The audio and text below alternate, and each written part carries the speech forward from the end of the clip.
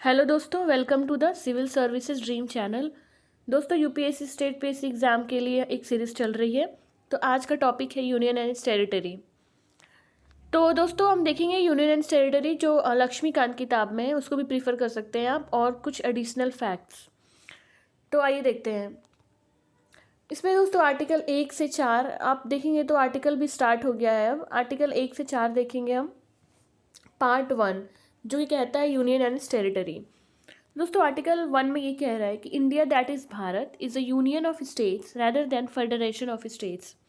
दोस्तों इसका ये मतलब है कि जो हमारे यहाँ का जो भारत है, आपको पता है इंडिया और भारत दोनों टर्म यूज़ किए गए थे हमारे कॉन्स्टिट्यूंट असेंबली के द्वारा, एक इंग्लिश वर्ड और एक हिंदी वर्ड। तो ये क्या है? ये यूनियन ऑफ स्टेट्स है, एक यूनिटी है, यूनियन है, ना कि फेडरेशन है। तो दोस्तों कंट्री जो है हमारा वो यूनियन है, और जो संविधान है वो फेडरल है। कहने का ये मतलब है कि एक जो है ये फॉर्म ऑफ गवर्नमेंट दिखा रहा है। ये फॉर्म ऑफ गवर्नमेंट है, कैसा गवर्नमेंट है? तो फेडरल गवर्नमेंट है। और जो दोस्तों पहला चीज़ दिखा रहा है कि वो कैसा कंट्री का कैसा नेचर है, तो वो यूनियन है। ठीक है। अच्छा, हमने ऐसा क्यों किया है? फेडरल है तो हम फेडरेशन का ही यूज़ कर लेते, यूनियन का यूज़ करने की क्या ज़रूरत थी?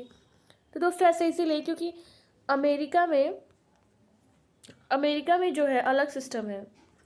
अमेरिका के लोग अमेरिका का जो संविधान है उसमें अग्रीमेंट हुआ था स्टेट्स में। जो स्टेट्स थे अलग अलग थे, तो उनमें अग्रीमेंट हुआ था कि फेडरेशन बन के हम रहेंगे, एक यूनियन। फेडरेशन मतलब एक यूनिटी बन के रहेंगे, लेकिन सब अलग अलग में, अपने आप में इंडिपेंडेंट है। सबका हाई कोर्ट अलग है, सिटीजनशिप अलग है, और सबके अपने लॉ बुक्स होते हैं, रूल्स अलग हैं। तो मत कहने के लिए है सब एक ही यूनियन में, लेकिन सबके अलग अलग हैं। तो वो एक अग्रीमेंट हुई थी कि हाँ, हम अग्रीमेंट करते हैं कि हम साथ में रहेंगे। लेकिन दोस्तों वहाँ पे जिसको अगर छोड़ के जाना रहेगा अपना इस यूनियन, और वो अपना इंडिपेंडेंट स्टेट्स करना रहेगा, तो वो भी उसके बारे में सोच सकता है। ठीक है। यानी कि डिस्ट्रक्टिबल नेचर का है वो, कि कभी भी अगर किसी स्टेट्स को लगा कि वो कंपैटिबल नहीं हो पा रहा है यूनियन के साथ, तो वो छोड़ के चला जाएगा। तो लेकिन हमारे यहाँ इसीलिए वहाँ हम फेडरेशन कहते हैं। हमारे यहाँ दोस्तों यूनियन है, फेडरेशन नहीं है। फेडरल नेचर है, कहने का मतलब फेडरल नेचर है, स्टेट्स यहाँ भी एग्जिस्ट करते हैं, लेकिन हमारे यहाँ कोई अग्रीमेंट नहीं हुआ है। सारे स्टेट्स ने अग्रीमेंट नहीं किया है कि हाँ हम साथ में रहेंगे, या फिर ये समय के बाद अगर मुझे कुछ सही नहीं लगा तो अलग हो जाएंगे। हमारे यहाँ इंडिस्ट्रक्टिबल है। किसी को कुछ भी लगे, लाइक कंपैटिबिलिटी यूनियन के साथ हो या ना हो, सेंट्रल का यूनियन के साथ, स्टेट के साथ, सॉरी, तो कुछ भी प्रॉब्लम होती है, तो ऐसा नहीं है कि स्टेट को लगेगा कि हम अलग अपना राज्य डिक्लेयर कर ले रहे हैं, अपना देश डिक्लेयर कर ले रहे हैं, हमको नहीं रहना है आपके साथ, या आपके साथ हमारी कंपैटिबिलिटी नहीं मैच हो रही है। तो इंडिया में ऐसा नहीं है। इंडिया में आपको साथ ही में रहना है। हमारे यहाँ यूनियन है, यूनिटी है।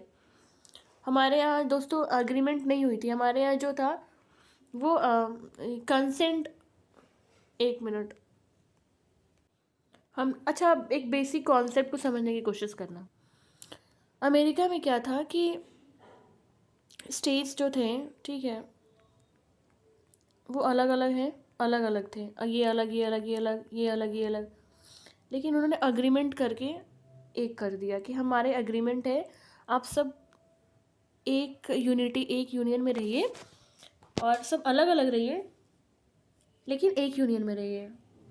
हमारे यहाँ क्या था, हमने पहले सबको ले एक यूनियन में ले आए, क्योंकि हमें पता है कि आज़ादी के पहले दोस्तों कितना ज़्यादा डाइवर्सिटी थी, डिवीज़न था। हर एक स्टेट, छोटे छोटे राज्य थे, बड़े राज्य थे, तो यूनिटी में लाना तो बहुत मुश्किल था। तो सरदार पटेल की हेल्प से चीज़ें काफ़ी सही हुई, इजी हुआ। हमारी यूनिटी जो डिवीज़न होने से बच रही है हमारी यूनिटी। तो हमने क्या किया, सबसे पहले किसी भी तरह सारे राज्य को एक छत के अंदर लाने की कोशिश की। ठीक है। जम्मू एंड कश्मीर, हैदराबाद, जूनागढ़, जो भी स्टेट, राजस्थान, आंध्र प्रदेश, हिमाचल प्रदेश, उत्तराखंड, सिक्किम, सारे स्टेट्स, ठीक है, जितने स्टेट्स हैं अभी, सबको पहले एक छत में लाने की कोशिश की, और ये जब सब आ गए एक छत में, तो अब हमने कहा कि ठीक है, ऐसा है कि आप लोग अब डिवाइड हो जाइए, अलग अलग हो जाइए, और सबका एडमिनिस्ट्रेशन अलग अलग होगा, अलग अलग तरीके से सब काम करेंगे। हाँ, ये नहीं है कि समय आने पे आप अलग इंडिपेंडेंट कंट्री डिक्लेयर कर लें खुद को। अब एडमिनिस्ट्रेटिव तरीके से काम कीजिए अब आप लोग। तो ये हमारी चॉइस थी दोस्तों, हमने एक यूनिटी में लाके हमने एडमिनिस्ट्रेटिव पॉइंट ऑफ व्यू से और कुछ अदर फैक्टर्स थे, उसकी वजह से हमने अलग डिवाइड किया कंपैटिबिलिटी के हिसाब से, कि बहुत ज़्यादा बड़े राज्य थे तो उनको तोड़ना ज़रूरी था, अलग अलग करना ज़रूरी था। अभी यूपी की बात चल रही है कि यूपी को भी सोचा जा रहा है कि बहुत बड़ा राज्य है तो एडमिनिस्ट्रेशन में दिक्कत हो रही है, तो उसके भी एक अलग स्टेट उसमें भी डिवाइड करके होना चाहिए। तो दोस्तों ये यूनियन एंड फेडरेशन का पूरा कॉन्सेप्ट है। तो आप बहुत माइन्यूट है ये डिफरेंस, अमेरिका से कंपैरिजन करके देखेंगे तो, लेकिन ये इंपॉर्टेंट है, आपको ध्यान देना है। तो हाँ, यही हुआ कि स्टेट्स को, हमारे यहाँ जो है स्टेट्स को इसी मतलब कि अलग सेपरेट होने का कोई अधिकार नहीं है, अलग हो ही नहीं सकते, आप सोच भी नहीं सकते अलग होने के बारे में। नेक्स्ट दोस्तों, आर्टिकल 1 जो है वो टेरिटरी ऑफ इंडिया की बात करता है। और दोस्तों टेरिटरी ऑफ इंडिया में टेरिटरीज ऑफ स्टेट्स, याद रखना कि जो टेरिटरी और यूनियन में जो यूनियन का क्या मतलब है, टेरिटरी का क्या मतलब है, ठीक है। यूनियन का क्या मतलब है, टेरिटरी का क्या मतलब है। तो यूनियन का जो मतलब होता है वो उससे बड़ा ब्रॉड है टेरिटरी, मतलब टेरिटरी में सब आ जाएगा। तो जब टेरिटरीज में क्या क्या आ जाएगा, टेरिटरीज में स्टेट्स आ जाएगा, यूनियन टेरिटरीज आ जाएगा, टेरिटरीज जो कि गवर्नमेंट एक्वायर किया है वो भी आ जाएगा। और अभी कितने स्टेट्स एंड यूनियन टेरिटरीज है, तो नहीं, ये 9 है, 9 यूनियन टेरिटरीज हैं और 28 स्टेट्स हैं। आपको पता होना चाहिए ना कि जम्मू एंड कश्मीर और लद्दाख नए यूटीज़ बने हैं 2, और जब तो जो जम्मू एंड कश्मीर था दोस्तों पहले 29 स्टेट्स से, तो एक कम हो गया तो हो गया 28 स्टेट्स। दोस्तों नेक्स्ट है कि आर्टिकल 2 जो है वो इम्पावर करता है पार्लियामेंट को, कि मतलब वो पावर देता है पार्लियामेंट को क्या करने के लिए, कि power to admit into the union of India, कि वो देता है कि आप यूनियन ऑफ इंडिया में एडमिट करने के लिए, मतलब एडमिशन के लिए कैसे आना है, यूनियन ऑफ इंडिया में ऐड होना है। Add to power to establish new states, और किस तरीके से नए राज्य का स्टैब्लिशमेंट करना है, ठीक है। तो ये जो पावर है ये सब एडमिट करने का और इस्टेब्लिश करने का, ये किसके पास है, ये पार्लियामेंट के पास। तो दोस्तों यहाँ पे भी ना एक बहुत छोटा सा एक माइन्यूट डिफरेंस है दोनों में। यहाँ पे जो admit into the new state से कहने का मतलब वो राज्य जो पहले से एग्जिस्ट करते हैं, समझ रहे हैं आप। जैसे कि पहले से मान लो कि कोई राज्य एग्जिस्ट करता है, जैसे कि यूपी हुआ, तो यूपी को कैसे यूनियन ऑफ इंडिया में स्टेट ऐड करना है। तो ये हुआ कि मतलब जो पार्लियामेंट का पावर है कि जो पहले से एग्जिस्टिंग स्टेट्स हैं उनके लिए, और इस्टेब्लिश न्यू स्टेट्स, आप समझ लो कि मतलब इस्टेब्लिश करना, लाइक कोई हम नई चीज़ें जब नया न्यू रखते हैं, इस्टेब्लिश करते हैं न्यू स्टेट्स, तो जो पहले से एग्जिस्टेंस में नहीं है उसके लिए है ये। जैसे कि यूपी को हम अगर डिवाइड करते हैं कि 2 पार्ट में, कन्वीनियंस के हिसाब से अगर हम डिवाइड करते हैं, तो क्या एक नया राज्य इस्टेब्लिश हो जाएगा ना, ठीक है। तो ये दोनों में एक माइन्यूट डिफरेंस है, कि पहले में है कि इस्टेब्लिश करना, ऐड करना, एडमिशन करना, मतलब कि जो पहले से एग्जिस्टेंस में है, और जो दूसरा है कि जो एग्जिस्टेंस में पहले से नहीं है। तो ये दोस्तों था क्रक्स पॉइंट आर्टिकल 2 का। आर्टिकल 3 ऑथराइजेस पार्लियामेंट, मतलब आर्टिकल 3 ने तो पार्लियामेंट को हद से ज़्यादा पावर दे दिया है। पार्लियामेंट नया स्टेट फॉर्म कर सकता है, पार्लियामेंट जो है वो किसी भी स्टेट, किसी भी राज्य का एरिया बढ़ा सकता है, बाउंड्री कम कर सकता है, बढ़ा सकता है, नाम बदल सकता है।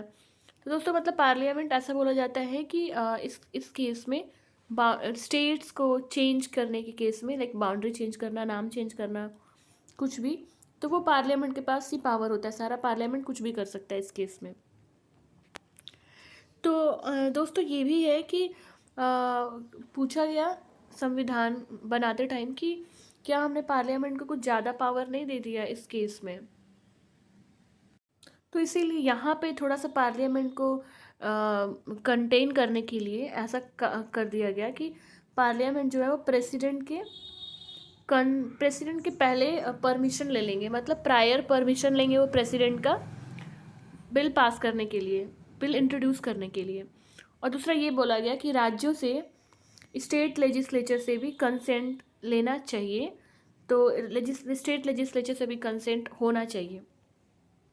वैसे दोस्तों आपको मैं बता दूं कि स्टेट जो है वो कंसेंट दें या ना दें उससे फ़र्क नहीं पड़ता है, पार्लियामेंट के पास ये पावर है और पार्लियामेंट कुछ भी कर सकती है इस केस में, स्टेट्स के चेंजेस केस में। ऐसा नहीं है कि पूरे संविधान को ही बदल सकती है अपने मन से, इस आर्टिकल 3 के तहत ये बस बात हो रही है। नेक्स्ट दोस्तों आर्टिकल 4 है। आर्टिकल 4 ये कहता है कि जो आर्टिकल 2 और 3 है वो कॉन्स्टिट्यूशनल अमेंडमेंट अंडर आर्टिकल 368 नहीं होगा। आर्टिकल 368 दोस्तों जो होता है वो अमेंडमेंट होता है प्रॉपर, जैसे फर्स्ट अमेंडमेंट, सेकेंड अमेंडमेंट। जैसे कि आपको पता होगा कि अभी अमेंडमेंट जो हुआ था EWS के लिए, EWS का जो अमेंडमेंट नंबर था आई थिंक वो था 103 था, और 102 OBC का था, 101 जो है वो GST का है। तो दोस्तों इस तरीके से एक कॉन्स्टिट्यूशन अमेंडमेंट होता है प्रॉपर बाकायदा, मतलब कि लोकसभा से पास की जाती है उसको, फिर राज्यसभा से पास किया जाता है स्पेशल मेजॉरिटी से, उसके बाद प्रेसिडेंट का कंसेंट होता है। तो काफ़ी ये रिजिड प्रोसेस है। तो अगर मतलब इतने रिजिड प्रोसेस से भी पास हो जा रहा है, हो जाएगा, तो ये टाइम लेता है। तो इसीलिए, और तो अगर मान लो किसी कन्वीनियंस के हिसाब से, एडमिनिस्ट्रेशन के हिसाब से किसी स्टेट्स की बाउंड्रीज कम करनी है, या फिर किसी स्टेट्स को सेकेंड, तो दोस्तों इसका ये मतलब हुआ कि आर्टिकल 2 और 3 है वो ऑर्डिनरी लॉ के हिसाब से, जैसे मोर देन 50% अगर पास कर दिए तो वो बिल आराम से पास हो जाएगी, तो उसमें कोई प्रॉब्लम वाली बात नहीं है, काफ़ी फ्लेक्सिबिलिटी है इस केस में। इसको अमेंडमेंट नहीं कहेंगे, नॉर्मल तरीके से ये पास हो जाएगी। तो दोस्तों इवोल्यूशन ऑफ स्टेट्स की अगर बात करेंगे तो इंटीग्रेशन ऑफ प्रिंसली स्टेट, सबसे पहले हम प्रिंसली स्टेट्स को इंटीग्रेट करने की कोशिश किए। हैदराबाद, जूनागढ़ और कश्मीर, ये जो 3 बड़े राज्य थे इनको इंटीग्रेट करना काफ़ी मुश्किल लग रहा था, क्योंकि इनके राजा जो थे वो सपोर्ट नहीं कर रहे थे। तो हमने हैदराबाद में पुलिस एक्शन की, जूनागढ़ में रेफरेंडम कराया, वोटिंग कराया, तो लोगों ने हमारे फेवर में वोटिंग की। और कश्मीर में इंस्ट्रूमेंट ऑफ एसेसन था। आपको पता होना चाहिए कि कश्मीर में जो था कि पाकिस्तानी ट्रुप्स जो थे उन्होंने अटैक कर दिया था। इसकी वजह से जो वहाँ पे जो कश्मीर के राजा थे उन्होंने इंडिया से कहा कि हेल्प कीजिए, तो इंडिया ने कहा कि आप पहले इंस्ट्रूमेंट ऑफ एसेसन साइन कीजिए, उसके बाद हम आपका हेल्प करेंगे। तो उन्होंने साइन कर दिया, बोला कि हमें आपकी ज़रूरत है अभी। तो ये पूरा केस था जब कश्मीर में, जूनागढ़ में पता ही है आपको। और हैदराबाद में पुलिस एक्शन, क्योंकि हैदराबाद के जो नवाब थे वो काफ़ी एट्रोसिटीज़ कर रहे थे और वो चाहते थे कि पाकिस्तान में जल्दी से ऐड हो जाए, तो हमें इंटीग्रेट करना था। क्योंकि दोस्तों अगर हैदराबाद आप सोचो मैप में, अगर हैदराबाद ये है, अगर पाकिस्तान के साथ मैच ये चला जाता तो हमारी पूरी यूनिटी जो थी और पूरा इंडिया का जो मैप था वो ख़राब हो जाता है ना, वो डिवाइड हो जाता। तो इसीलिए तीनों स्टेट्स को हमने पहले इंटीग्रेट किया, सबसे पहले हमने ये काम किया। उसके बाद दोस्तों कमीशन बैठी, कमेटी बैठी। एक धर कमीशन था, उसके बाद जेवीपी यानी कि यहाँ पे थे ये पटेल थे, और ये जवाहरलाल नेहरू थे, और वी से आई थिंक वल्लभ भाई पटेल थे, और पी से यहाँ पे पट्टाभी सीतारामैया थे, और जे से जवाहरलाल नेहरू थे। तो दोस्तों धर कमीशन ने कहा कि एडमिनिस्ट्रेटिव कन्वीनियंस पे देखना चाहिए, ना कि लिंग्विस्टिक बेसिस पे। और जेवीपी कमेटी थी जो दोस्तों नेहरू थे। पार्टीशन के बाद कांग्रेस और नेहरू ने मतलब कि बहुत इतना ज़्यादा डर गए थे वो कि डिवीज़न को लेके, कि फिर कहीं कोई प्रॉब्लम ना हो जाए, हमारा देश डिवाइड ना हो जाए। तो इनकी वजह से उन्हें लग रहा था कि लैंग्वेज के बेसिस पे डिवाइड करने का मतलब है कि हम अपने देश को कहीं फिर से तो डिवाइड नहीं कर रहे हैं। तो इसीलिए ये लोग जल्दी रेडी नहीं हो रहे थे कि लैंग्वेज के बेसिस पे स्टेट्स को बनाना। क्योंकि दोस्तों आज़ादी के टाइम पे कांग्रेस ने प्रॉमिस किया था कि लिंग्विस्टिक बेसिस पे वो रीऑर्गेनाइज करेगी स्टेट्स को। कहने का मतलब है कि जब हमें आज़ादी मिल जाएगी तो जो स्टेट्स हैं, मान लो कि ये मद्रासी कोई बोलता है, यहाँ पे कोई तेलुगु बोल रहा है, यहाँ पे कोई मराठी बोल रहा है, यहाँ पे गुजराती बोल रहा है, तो लैंग्वेज के बेसिस पे अलग स्टेट होगा, ऐसा कांग्रेस ने प्रॉमिस किया था। तो लोगों ने कहा कि अपना प्रॉमिस पूरा करिए आप। लेकिन पार्टीशन के बाद इतनी ज़्यादा थ्रेट हो गई थी कि इस चीज़ के लिए जल्दी रेडी नहीं हो रहे थे लोग। तो इसीलिए फर्स्ट लिंग्विस्टिक स्टेट आपको पता है कि आंध्र प्रदेश बना था, ठीक है। और यहाँ पे दोस्तों इम्पॉर्टेंट फैक्ट्स देख लेते हैं हम कि सबसे पहले 1 नवंबर 1956 को 14 स्टेट्स एंड 6 यूनियन टेरिटरीज थे। उसके बाद दोस्तों सिक्किम जो था, इससे भी सवाल पूछे जाते हैं। सिक्किम चोग्याल रूल करते थे 1947 तक। फिर वहाँ वोटिंग करा गई 1975 में कि यहाँ पे चोग्याल का रूल को हटाइए, और फिर सिक्किम को 36 कॉन्स्टिट्यूशन अमेंडमेंट एक्ट से सिक्किम को हमने फुल फ्लेज स्टेट बना दिया, और हमारे यूनियन टेरिटरी में हमारे सिक्किम ऐड हो गया। उसके बाद दोस्तों कुछ फैक्ट्स ये है कि पहले उत्तर प्रदेश का नाम यूनाइटेड प्रोविंसेस था। तो ये उत्तर प्रदेश जो है ये पहला राज्य है जिसका जो नाम था वो उत्तर प्रदेश हुआ। मैसूर को रिनेम किया गया कर्नाटका से, और लक्काडीवी, मिनिकॉय एंड अमीनडीवी लक्षद्वीप बना। 2011 मतलब जो सबसे लेटेस्ट रीनेमिंग हुई है वो उड़ीसा का हुई है। पहले इसको उड़ीसा कहते थे। पौंडीचेरी को पुडुचेरी कहते थे, और एक और था उत्तरांचल को आई थिंक उत्तराखंड बोला गया। ठीक है, तो दोस्तों आज के लिए इतना ही, बाकी हम नेक्स्ट वीडियो में देखेंगे। Thank you.